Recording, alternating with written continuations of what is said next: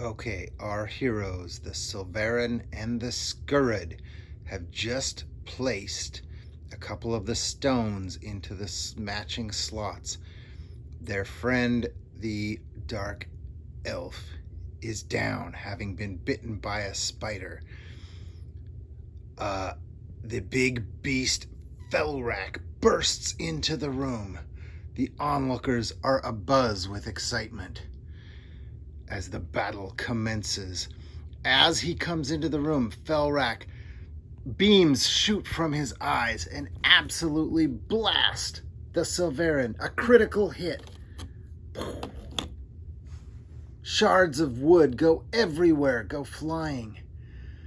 And the Skurrid, having seen this, has already fled from battle once to survive, decides that's his only option. He does have the torch. The Skurrid immediately flees. Where is he? Down the hallway. Back to the ledge where the bridge was, where the giant crevasse is. And he decides his best move is to hide behind one of the pillars. Felrak, close behind, but one turn behind, gives our hero a little bit of a chance to get ahead. And Felrak runs up, sees the torchlight, and comes right over here. But alas, it was just the torch. The Skurrid actually dropped the torch to set the trap. He comes around the pillar the other way. I needed a massive roll. I did a strength versus strength check, and he got it. I rolled a disadvantage. He rolled 2 17s, shoving the giant beast over the edge, way down to his death. The Skurrid then heads back to the giant thing where the stone slabs go in. But alas, he's still missing one slab and cannot get through the giant door. He remembers his one chance. There is a hallway here where Felrak came from. He comes around here as he gets into this room. The Creever who had run earlier is there hiding out. The Skurrid grabs his wand of magic missiles and fires. It hits the Creever, knocking him off balance. The Creever then rushes, attempting to put out the torchlight. He leaps, a critical miss, as the Skurrid rolls out of the way. The Creever bashes into the wall, and the Skurrid takes his +1 short sword and shoves it deep into the gullet of the Creever, killing him. The Creever now dead. He had the last stone. The Skurrid may make it out of here alive after all. He finds in the room 2 potions. I have to look up.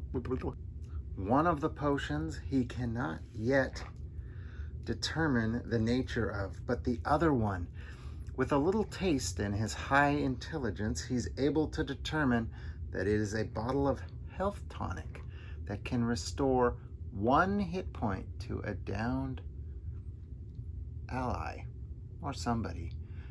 And he gives it to not the Silverin who's blown into splinters, but the one who was with him from the beginning, the Shadow Elf, who now comes back too. They put the final stone in its slot and the door opens. And they have victory. As the survivors emerge into the light of the arena, cheers fill the air. A rotund tiefling with a gregarious smile reaches out his hand and congratulates the survivors.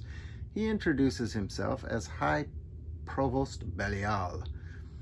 Citizens of Blighthaven, today we witness a historic triumph. Not since the days of the One have we seen a group emerge victorious from the Gauntlet.